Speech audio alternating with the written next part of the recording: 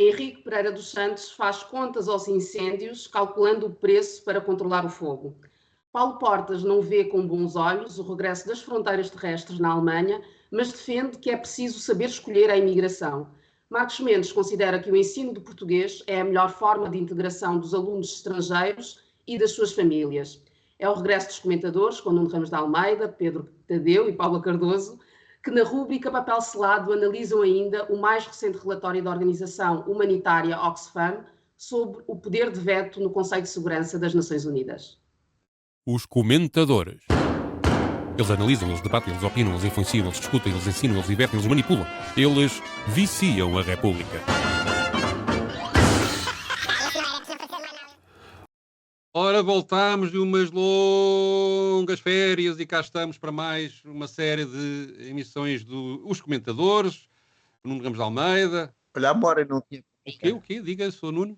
Estás branco, a Amora não tinha praia. Não, eu não gosto de praia, eu não vou à praia há mais de 40 anos. Mas isso são coisas íntimas que eu não quero aqui estar a discutir à frente da nossa vasta audiência, se não te importas. Passemos à frente. Os incêndios florestais foram um dos temas políticos mais relevantes dos últimos tempos, e sobre isso um arquiteto paisagista, Henrique Pereira dos Santos, foi à televisão, a vários canais, dizer que é preciso pagar às pessoas para manterem os terrenos limpos. Vamos ouvir.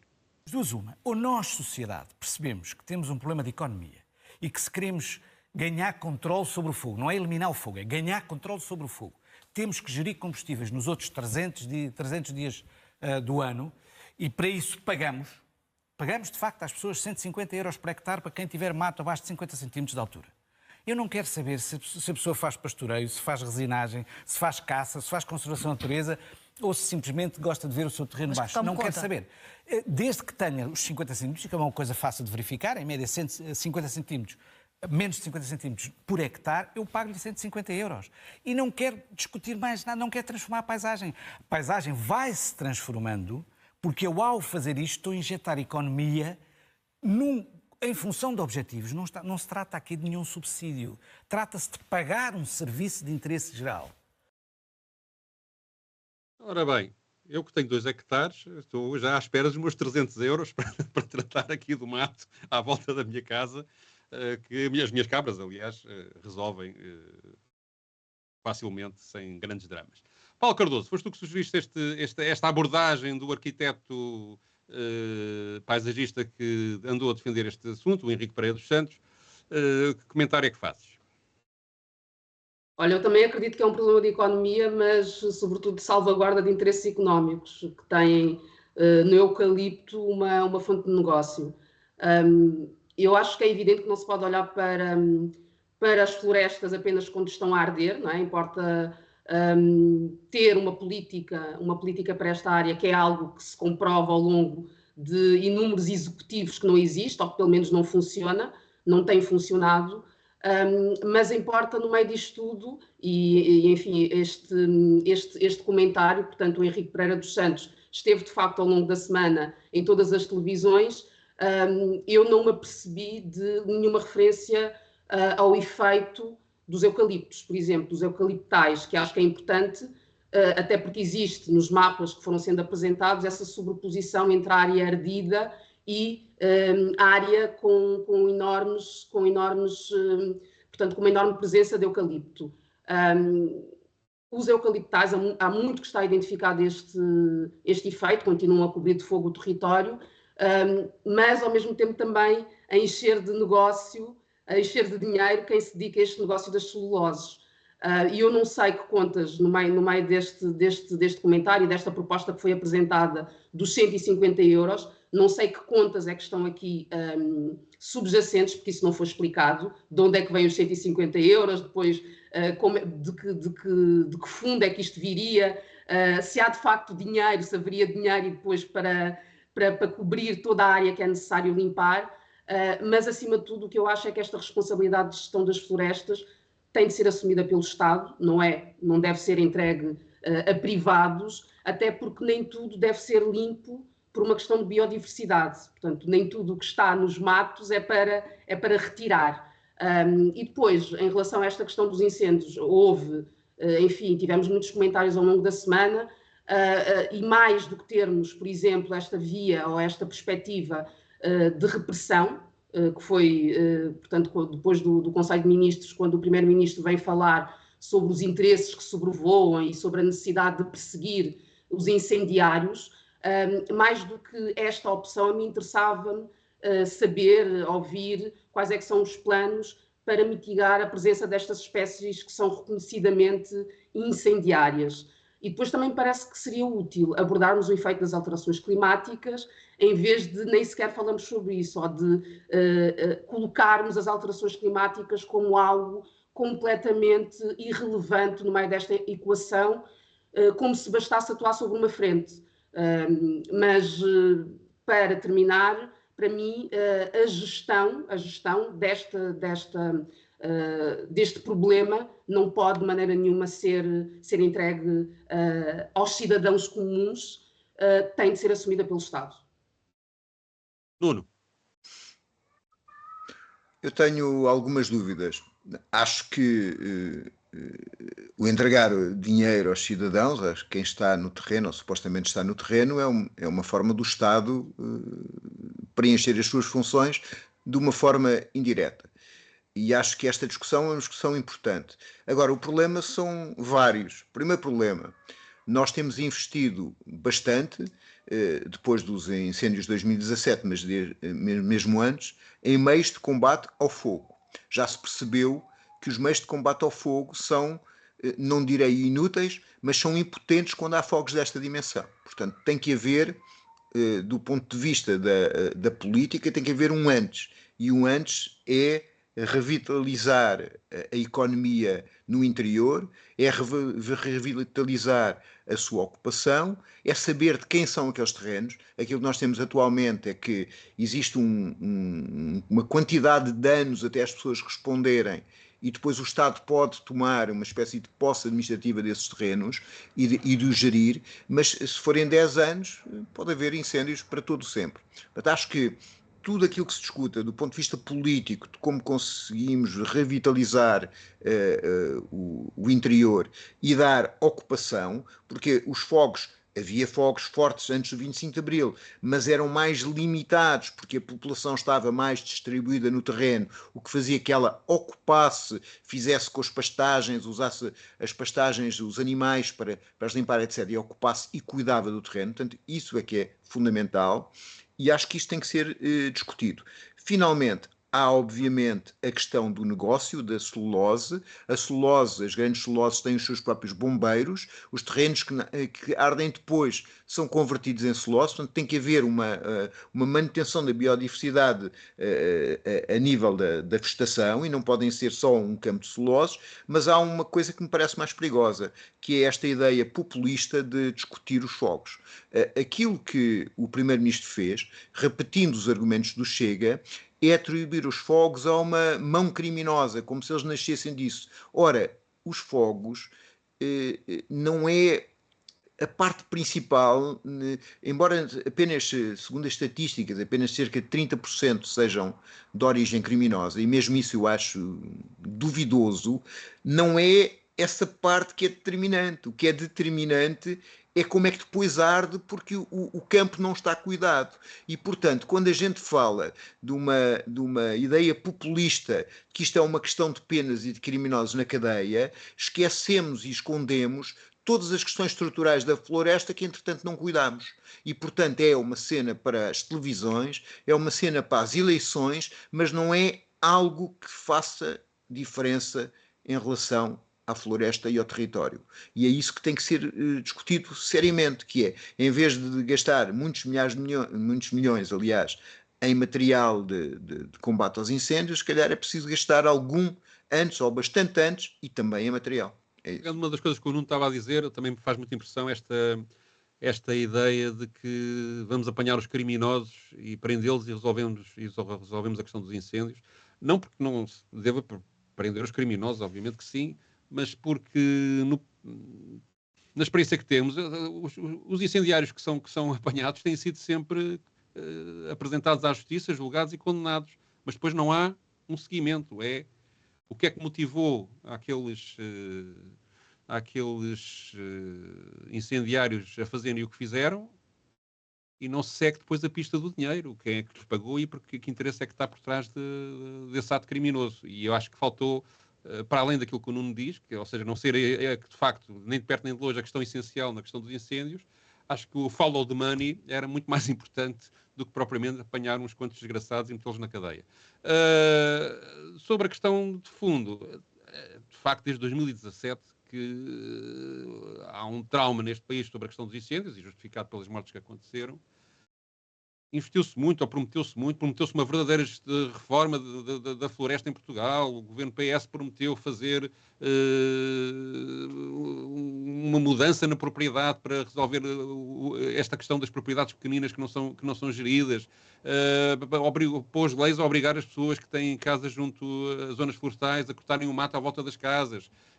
Havia uma coisa que ia acontecer em maio. Prometeu fazer modificou a proteção civil, criou uma estrutura própria para combate aos fogos rurais, aos incêndios rurais, fazendo até uma gestão complicada entre a proteção civil e os bombeiros, de forma a conseguir integrar melhor as duas estruturas. Enfim, garantiu junto à União Europeia apoios aéreos de emergência de uma forma rápida, fez publicidade e campanhas de sensibilização, enfim, fez um monte de coisas, mas a gente chega a esta altura e percebe que ou as coisas não foram feitas, nomeadamente a questão da gestão florestal, ou, que é o mais difícil, ou as políticas que temos seguidas até agora não resultam, pura e simplesmente. Porque também aquilo que o Governo fez em 2017 foi somar ou melhorar um pouco das políticas que já vinham de trás nesta questão dos combates aos incêndios. E a questão está um pouco naquilo que a Paula diz, embora não esteja totalmente de acordo quando porque acho que, de facto, o Estado estar a intervir em propriedades de 2 ou 3 hectares é inviável para o próprio Estado, acaba o Estado por se afogar numa rede burocrática que não consegue depois gerir, mas há uma diferença entre dar dinheiro a pequenos proprietários e dar dinheiro a uma celulose para gerir o seu próprio terreno. Quer dizer, é preciso do meu ponto de vista, perceber isso. Mas não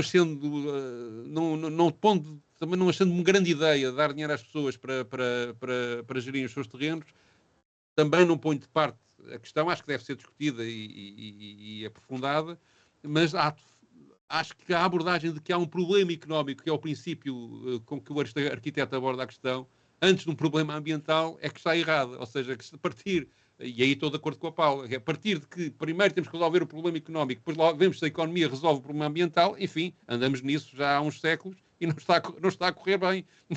Não me parece que seja por aí que vamos resolver este problema. E a resistência da nossa floresta só se resolve partindo de um foco concentrado em 2 questões. Policultura da floresta, não ser só monocultura, independentemente de ser eucalipto ou outra espécie qualquer, policultura na floresta e arranjar maneira de recolher anualmente a lenha, entre aspas, que se vai acumulando ao longo do ano. E, portanto, enquanto não houver uma política direcionada para isto, vamos de vez em quando tendo, 6 em 6 anos, pelos vistos, vamos tendo tragédias deste tipo. Mais alguém quer comentar este assunto? Posso passar à frente? Pelos vistos, sim, o silêncio acompanha, portanto está consentido. Paulo Portas está preocupado com o anúncio do reforço do controle de fronteiras na Alemanha e também com os votos, disse ele, em nazis e comunistas que acontecem nas regiões da Alemanha do Leste. Vamos ouvir. A reposição provisória de fronteiras, praticamente com todos os Estados, não é praticamente, é com todos os Estados que fazem fronteira com a Alemanha. Se porventura fosse seguido por todos, e em todos os momentos, obviamente, dava cabo de Schengen. Uma das coisas essenciais do mercado interno é a liberdade de circulação de pessoas, dos europeus nos países europeus. A medida é legal, mas pode ter efeitos. As questões da imigração tratam-se de outra maneira e de forma política. É preciso saber escolhê-la porque nós precisamos dela. E é preciso condicioná-la aos valores europeus. Isto é uma coisa... Agora, não é com este tipo de medidas que se... Quando eu digo condicioná-la aos valores europeus é porque a imigração não é um ato neutral. Quem vem trabalhar para a Europa e tem direito a ser integrado, porque também contribui para a nossa prosperidade e para o nosso mercado de trabalho, tem que respeitar os valores essenciais da Europa. Nuno, queres comentar? Queres respeitar os valores essenciais da Europa? tanto o senhor arquiteto como o Paulo Portas têm um certo jeito para camisas que fazem batimento na televisão. Não sei se faz parte dos valores europeus, mas pelo menos é bastante vistoso. A questão está exatamente nisso. O que é que são os valores europeus? A Europa é constituída por quem? A Europa é constituída pelos habitantes que cá estão. E eles vão mudando. Eles vão crescendo determinados habitantes, vão diminuindo outros, vão entrando pessoas, vão saindo pessoas. Portanto, a Europa é constituída por essas pessoas. Não existe uma matriz europeia, eu sei que a Comissão Europeia já criou esse pelouro, mas é uma espécie de ideia de extrema-direita. A Europa tem, obviamente, uma história, tem, obviamente, uma cultura, mas essa cultura é movimento, é dinamismo, é alteração, é contribuição. E, portanto, a ideia de que há pessoas que não fazem parte dos nossos valores são o quê? Aqueles que não têm a nossa religião e têm outra religião? Agora, a Europa tem a religião de União Europeia? É um Estado confessional ou é um Estado laico? A grande questão aqui não está nos valores europeus e na ideia que ele tem de integração. A grande questão aqui está nos direitos sociais e políticos.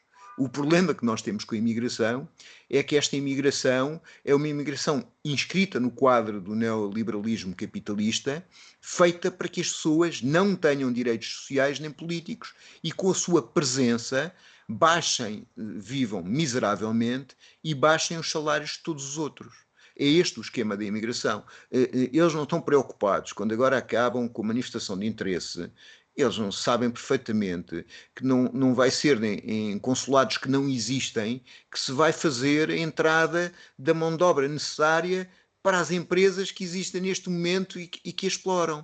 Eles sabem perfeitamente que isso não vai acontecer. Portanto, eles estão a apostar, de facto, na manutenção e no crescimento da imigração sem direitos. Porque essa imigração sem direitos significa que as pessoas produzem e trabalham abaixo do valor de compensação mínimo e que não têm direitos a opinar politicamente, não têm direitos a lutar socialmente. E é isso que estão a apostar. Portanto, a grande questão, do meu ponto de vista, é falso que haja uma grande substituição. Aliás, nós somos um país que é um país colonialista. Tivemos no nosso território, desde muito cedo, uma elevada percentagem de pessoas de fora da Europa, estavam em regime de escravidão, não é? Agora estão quase, mas estavam em regime de escravidão, e isso nunca foi problema. Os imigrantes entram e saem conforme cresce ou não cresce o emprego. A seguir à crise financeira, houve uma diminuição abrupta do número de imigrantes, portanto há uma regulação desse lado. Aquilo que tem que se fazer é, as pessoas que cá vivem e trabalham têm que ter direitos sociais e políticos. E isso altera completamente as coisas. Altera do ponto de vista dos serviços públicos, altera do ponto de vista da política, altera do ponto de vista das condições económicas e de salário para todo o resto da população e para os imigrantes. Eu gostava de falar uma coisa lateral, subscrevendo tudo o que o Nuno disse e acrescentando só uma coisinha, que é, mais do que um problema de imigração, nós temos um problema demográfico e também económico, que essa é a parte que tu também falaste, em que, de facto, a uberização da sociedade é suportada precisamente nestes imigrantes e, portanto, é isso que está a acontecer e, portanto, as pessoas trabalham de uma forma impensável há 30 anos aceitar-se na Europa e quando se fala dos valores europeus, supostamente faz parte dos valores europeus, a Europa social e, portanto, os imigrantes deviam ser integrados nessa Europa social, que, pelos vistos, é menos importante do que outro tipo de direitos, mas eu queria falar de uma coisa lateral, que é, eu deixei de frequentar o Twitter precisamente por causa desta questão da imigração. A quantidade nessa rede social, em particular, a quantidade de agressividade anti-imigração, de videoclipes de supostos imigrantes que andam a bater nos pobres europeus brancos, de incidentes de rua, muitos deles falsificações, coisas tiradas de contexto, muitos deles coisas que aconteceram há 10, 15 anos e que agora são recuperadas de alguma forma. Enfim, é de tal maneira repulsivo que não consigo, de facto, acompanhar a rede social e desisti. Portanto, acho, de facto, tenho mais que fazer do que estar a aturar aquilo, mas isto demonstra que há, de facto, uma campanha intensa e organizada para criar ódio entre pessoas que vivem na nossa comunidade e isso certamente não vai dar bom resultado. Paula. O que eu posso dizer é que, enfim, Paulo Portas diz que não é com os baixos fronteiros que se controla a imigração, e eu concordo com isso, mas ele propõe como alternativa a adoção de práticas discriminatórias, porque é o que me ocorre quando ouço falar em escolher, não é, a imigração, temos de escolher a imigração que queremos, não é? E depois é interessante também, pegando nesta questão dos valores, que Paulo Portas fala em valores europeus, portanto, defendendo ao mesmo tempo que tem de existir uma triagem de pessoas adequadas, sem explicar, enfim, nunca o que é que significa cumprir os tais valores, que valores são esses. E depois é como é que se avalia, não é? Porque o Nuno já falou aqui da religião, eu também diria que se calhar as pessoas negras ou com outros tons de pele, pessoas não brancas, não cumprem valores europeus, assim, à primeira vista, se será essa a avaliação que Paulo Portas faz, e depois adiciono também que aqui em questão de seleção de imigração, isso já acontece, não é? São os chamados expatriados, não é? Já existe essa categoria justamente para diferenciar, para classificar pessoas. Há aquelas que são as boas e que conseguem se ajustar àquelas que são as regras de cada lugar, e depois há as outras que têm hábitos, que têm culturas que são de difícil integração. Portanto, esta ideia é uma ideia que está muito presente no contexto europeu, esta ideia de expatriado, portanto, esta seleção de imigração já se faz de outra forma. E depois aqui também acho importante falar sobre esta questão do fecho das fronteiras, porque, pensando ainda nos valores europeus, não é? Um dos princípios fundamentais da União Europeia, e que está, enfim, reconhecido no Acordo de Schengen, é esta livre circulação através das fronteiras internas. E percebe-se aqui que, afinal, é possível abandonar com bastante ligeireza este valor. Portanto, este apego aos valores europeus, afinal, é bastante circunstancial. E depois esta questão de Schengen permitir, porque permite, de facto, o acordo, esta reintrodução temporária, no caso da Alemanha vai ser até março, portanto estabeleceu-se agora por 6 meses, mas quem é que nos garante que esse período depois não seja prorrogado? Porque o que se diz é que se pode fazê-lo, que esse fecho temporário se pode ativar a pretexto de uma ameaça grave à ordem pública ou à segurança interna. Portanto, está reconhecido como um último recurso. E eu lamento que ele possa ser, portanto, instrumentalizado desta forma, ativado nestas circunstâncias, em que, a pretexto de ameaças terroristas, aprovam-se medidas que eu considero que são eleitoralistas, porque há aqui uma campanha de clara sedução do eleitorado da extrema-direita, que, enfim, na Alemanha está a ganhar terreno com uma série de propostas anti-imigração. Portanto, é desta forma que eu vejo esta proposta de encerramento das fronteiras, sendo importante perceber que ela é em si própria uma violação dos tais valores europeus que para Paulo Portas são assim tão sagrados. Eu, já agora vou só dizer mais uma coisinha. Eu acho o fecho de fronteiras em si, independente, eu só me explico bem. A razão para este fecho de fronteiras pode ser má, mas eu acho que os Estados devem ter direito a poder fechar as suas fronteiras, não é? Se sentem essa necessidade, não é? E desde que haja processos democráticos e juridicamente válidos para o fazerem. Não sei se é o caso aqui na Alemanha, até porque o fenómeno da imigração na Alemanha é muito diferente da que temos aqui em Portugal, em muitos aspectos. Mas, digamos, eu acho que há uma questão de soberania dos Estados que também deve ser aceita, e uma delas é eles poderem gerir as suas fronteiras. Momentaneamente, para mim, o que é momentâneo é a liberdade total de circulação. É uma cedência que os Estados fazem no seu interesse próprio para terem relações melhores com os outros países da União Europeia e para as pessoas poderem circular livremente. Mas se houver necessidade nacional de fechar fronteiras, acho que isso deve ser uma possibilidade mantida. Deixa-me fazer uma pequena nota. Eu acho que é assim. Nós devemos lutar para que os Estados, não porque são Estados, mas porque são unidades democráticas políticas, tenham autodeterminação sobre os seus assuntos. Não me parece é que seja uma questão da imigração. Isto é, não pode ser para a imigração, quanto para o capital, para o controle de moeda, para tudo o resto, isso não existe. A parte fraca não pode ser sempre castigada. E a parte fraca são as pessoas a quem destroem a economia e que os obrigam a procurar uma vida melhor. E, portanto, quero dizer, parece-me que o processo tem que ser um processo com outra ordem, que não sempre castigar os mesmos e os mais fracos. E daí eu estar mais numa questão de desglobalização de democratização das relações e muito menos da questão de fecho de fronteiras para imigrantes. Apenas.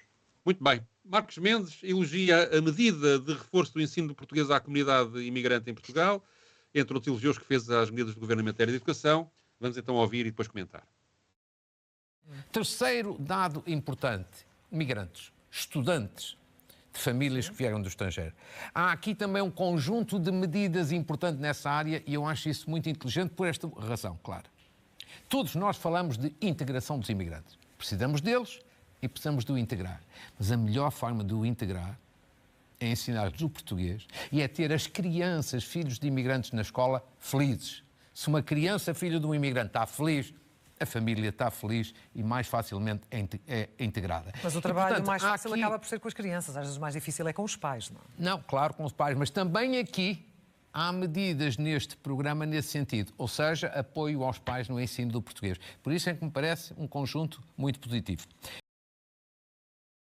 Paula, consideras positiva esta ideia do ensino do português reforçado para imigrantes? Olha, eu considero positiva, mas é importante perceber que isso já é feito. Portanto, eu gostava de perceber que reforço é esse que está a ser prometido. Já existe esse apoio não só para adultos, mas também para crianças. Mas é evidente que o conhecimento da língua falada no país onde se vive favorece o processo de adaptação. Não só por permitir tratar de questões burocráticas, também por uma maior possibilidade de socialização, mas eu não partilho do otimismo de Marcos Mendes em relação a este pacote ou em relação a esta área em concreto. Até porque da presença que eu tenho tido em escolas, onde volta e meia realizo sessões antirracistas, o que observo é que os problemas de adaptação dos alunos migrantes não está na língua. Veja-se, por exemplo, o caso dos estudantes brasileiros, que em algumas escolas são colocados de forma profundamente discriminatória em aulas de português de língua não materna. Portanto, o que eu quero dizer com isto é que quando se fala em integração, convém ter presente que isto não é um processo unidirecional, em que as escolas e os serviços, todos eles, têm de ter um processo de adaptação eles próprios. Os professores, em vez de rejeitar e hostilizar quem chega, têm de ter uma preocupação de acolher, reconhecendo nós que, obviamente, os recursos não são inesgotáveis. Porque a questão é que, daquela que tem sido a minha experiência, eu falo exatamente de estar em contexto de escola a tratar estas questões, estas temáticas, é que eu vejo, e estamos a falar aqui sobretudo da Grande Lisboa, portanto nem sequer estamos a falar de áreas de interior em que não existe tanta exposição ou tanto histórico de contacto com comunidades diferentes.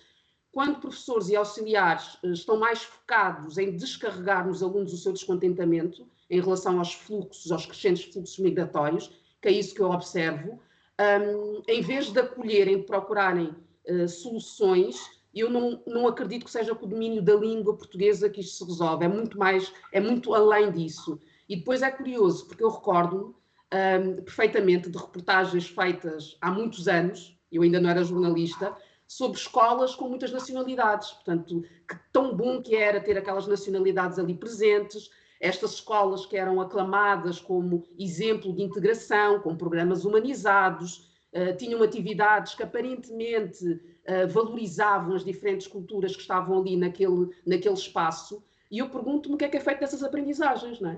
Para onde é que isso foi? E depois, também, para terminar, acho que é importante lembrar que antes destes novos fluxos migratórios, a presença de outras nacionalidades nas escolas portuguesas estava praticamente circunscrita a alguns dos chamados PALOP, portanto, falantes de português. E não consta que isso tenha facilitado, ou que facilita ainda hoje, as trajetórias escolares desses alunos. Portanto, bem pelo contrário. Portanto, temos de olhar para esta questão muito para além da língua. Nuno. Não sei se é da minha cabeça, mas ouvi um eco na nossa comunicação, oh Pedro Tadeu, estou preocupado. Olha, eu acho que, obviamente, que o ensino da língua é importante, mas tal como diz a Paula, ele não é único nem sequer determinante. As condições económicas, sociais, o acesso à decisão, o poder que as pessoas têm, são fundamentais para se integrarem numa comunidade.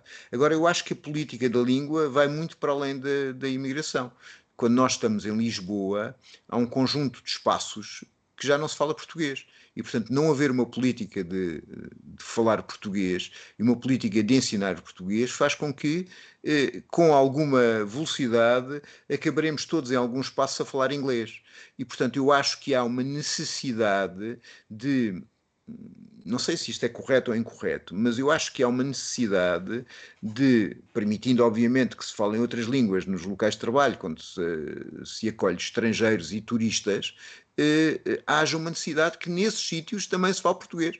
E digamos que haja uma manutenção desta língua e desta cultura em todos os espaços da sociedade, não é? De outra maneira, nós num processo acelerado de globalização, de gentrificação das cidades, podemos estar numa situação em que, em alguns, em grande parte dos espaços, a língua já não é usada, o que significa também uma situação de discriminação social e discriminação do ponto de vista de quem pode aceder àqueles espaços, isto é, as populações que falam apenas português e que não falam outras línguas, deixam de ter poder aceder a aqueles espaços. Provavelmente já não os conseguiam aceder porque já são demasiado caros, mas há aqui uma questão que eu acho importante de utilizar a língua e de manter a língua no nosso espaço.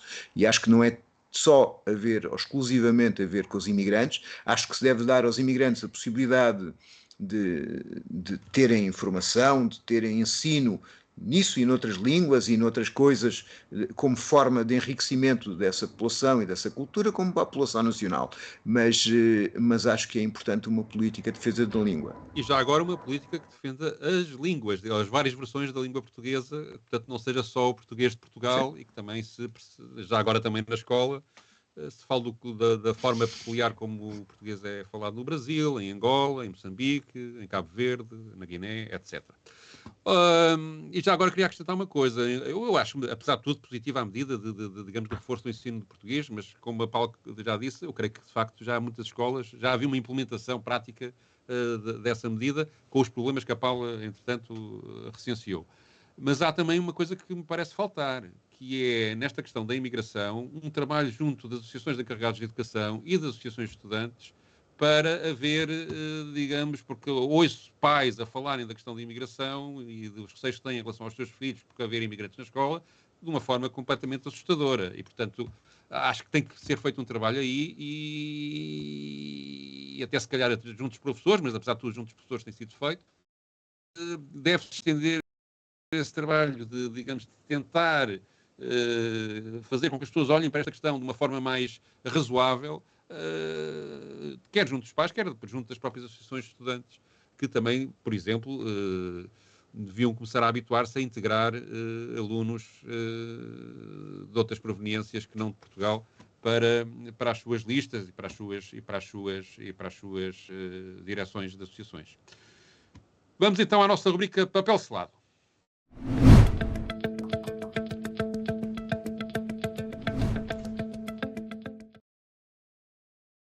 Ora, hoje trazemos um relatório, não é um artigo de jornal, é um relatório que tem esta capa, que é o que eu vou apresentar, que é um relatório que faz um estudo sobre como poucas nações conseguem controlar interesses globais, nomeadamente a paz e a guerra, por causa do direito de veto que têm nas Nações Unidas. É um trabalho de uma organização chamada Oxfam, Oxfam International, que é uma confederação não governamental de 21 organizações que atuam em 80 países, que propõem sugestões para resolver problemas gerais, regularmente. Eles propõem várias sugestões, como a pobreza, a desigualdade, injustiças, meio ambiente. Isto foi fundado em Oxford, na Inglaterra, em 1942, é uma organização já bem antiga, e neste relatório em particular, eles dizem que o Conselho de Segurança da ONU, que é dominado por países com direito a veto, nomeadamente os Estados Unidos, a Rússia, a China, a França e o Reino Unido, fazem com que grande parte das decisões do mundo sobre questões de paz e guerra não sejam aplicadas porque são votadas por estas organizações. A Paula leu este relatório com mais atenção que nós, pedia por isso a ela que falasse um bocadinho sobre isso. Olha, não sei se li com mais atenção, mas li com bastante atenção, até porque traz uma temática que me interessa bastante, que é a reforma da ONU e o papel da ONU no mundo. E já desde os tempos em que eu estava a estudar relações internacionais já se falava dessa necessidade de reforma há demasiado tempo, sem que se consiga que ela avance. E basicamente o que este relatório demonstra é que não é por acaso que isso acontece, não é também por acaso que nós temos tantos conflitos no mundo há tanto tempo. Portanto, aqui este relatório analisa 23 dos conflitos que nós temos vindo a ter, mais violentos e também mais ao longo da última década, das últimas décadas. Fala-se aqui no Afeganistão, por exemplo, na Líbia, no Sudão do Sul, o Iémen, a Ucrânia, obviamente a questão da Palestina, e comprovou-se que analisaram aqui, portanto, estes conflitos e que 27 dos 30 vetos apresentados pelo Conselho de Segurança diziam respeito a questões essenciais para a resolução pacífica, portanto, para se conseguir de facto resolver crises na Palestina, na Síria e na Ucrânia. E depois o que é que sucedeu? Eu vou ler, portanto, um dos especialistas que está associado à elaboração deste relatório, depois acaba por dizer que os 5 membros permanentes do Conselho de Segurança usam o seu poder exclusivo de veto e negociação apenas para perseguir os seus próprios interesses geopolíticos particulares, minando assim a capacidade de manter a paz e a segurança mundiais. Um fracasso que hoje é evidente para todos, mais do que nunca.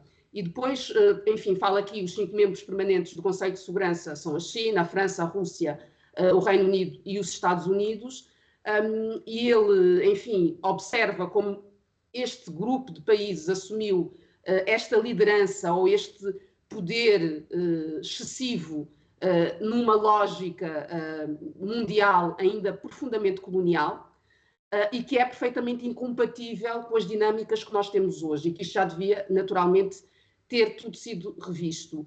E depois, eu trago aqui também, só para terminar, em relação a estes elementos que são trazidos, a questão do quase monopólio a nível de vendas de armamento, porque estes 5 membros permanentes detêm cerca de 75% deste mercado de vendas de armas a nível mundial, portanto, têm todo o interesse em manter uma série de conflitos, obviamente empurrando-os para zonas do globo que eles entendem que, enfim, não os afetam assim tão diretamente. E depois aqui, as Nações Unidas, só para trazer aqui um exemplo concreto de como depois esse poder de veto vai contra aqueles que são os interesses mundiais, a Assembleia Geral das Nações Unidas aprovou pelo menos 77 resoluções nos últimos 10 anos em apoio direto à autodeterminação e em defesa dos direitos humanos do povo palestino e pelo fim da ocupação ilegal que tem sido, enfim, desenvolvida por Israel. E o que é que os Estados Unidos fizeram? Portanto, a Assembleia Geral das Nações Unidas, que reúne, enfim, todos os outros países, o que é que os Estados Unidos fazem? Usaram o seu poder de veto no Conselho de Segurança 6 vezes para bloquear resoluções consideradas contrárias aos interesses do aliado Israel. Portanto, isto é o que a Oxfam determina. Portanto, para bloquear as resoluções que iriam, de alguma forma, obrigar Israel a agir em sentido contrário àqueles que são os interesses, que foram bloqueadas pelos Estados Unidos. Portanto, conforme a Oxfam conclui, não é? Desta forma, os Estados Unidos estão a estabelecer as bases para a expansão tranquila, e é esta a formulação que é utilizada, para a expansão tranquila dos assentamentos na Palestina, portanto, ilegais segundo o direito internacional. E depois também traz aqui a questão da França e do Reino Unido, com a questão do Mali, os interesses da França no Mali, como é que também tem utilizado isso para brincar às guerras naquela região, exatamente como também tem feito, no caso, o Reino Unido em relação ao Iémen. Portanto, isto está tudo no relatório, não é assim tão extenso, tem 40 e poucas páginas, acho que são 41 páginas, e depois também tem um sumário que acaba por detalhar as principais conclusões, e eu convido a leitura de todas as pessoas, porque acho que é mesmo relevante, porque por menos disto estaremos todos presos. Ora bem, já agora, eu tanto na internet dei por conta de outro relatório da Oxfam, que é este que fala que os 5 homens mais ricos do mundo duplicaram as suas fortunas desde 2020 Já agora acrescento este dado que também... Parabéns, Pedro. Parece... Obrigado. Eu depois pago-te um cafezinho. Parece-me, de facto, que este trabalho desta organização pode ser discutível em muitos pontos de vista, mas tem dados muito interessantes e que podem nos ajudar a pensar. Nuno, dou-te a honra de encerrar desta primeira emissão de regresso de férias. A conversa é importante e é interessante. O problema é qual é a alternativa existindo Conselho de Segurança na atual correlação de forças. Na atual correlação de forças, eu penso que o Conselho de Segurança seria o G7, seriam os ricos, e seria um Conselho de Segurança por ações. O Conselho de Segurança que nós temos foi fundado numa ocasião histórica com os vencedores da Segunda Guerra Mundial. E a China, que era um país do terceiro mundo e de alguma forma colonizado, estava nesses vencedores da Segunda Guerra Mundial. Há muita coisa que se alterou entretanto, mas eu penso que o critério a existir Conselho de Segurança, com um poder especial, e viu-se isso para poder, de alguma forma, haver decisões, tem que ser um critério democrático e não um critério de dinheiro, nem um critério de poder militar. Portanto, acho que há muitas tendências existentes para reformar o Conselho de Segurança, nomeadamente para retirarem países que não estão, enfim, alinhados ao chamado Norte Global. Portanto, a questão da reforma tem que ser encontrada numa situação em que essa reforma seja um progresso democrático e não um retrocesso do ponto de vista de termos apenas uma visão única do mundo e uma visão alinhada pelos interesses neoliberais. Muito bem, com isto encerramos a nossa emissão de hoje dos comentadores. Voltamos para a semana. Passem bem. Os comentadores. Eles analisam, eles debatem, eles opinam, eles influenciam, eles discutem, eles ensinam, eles divertem, eles manipulam. Eles viciam a República.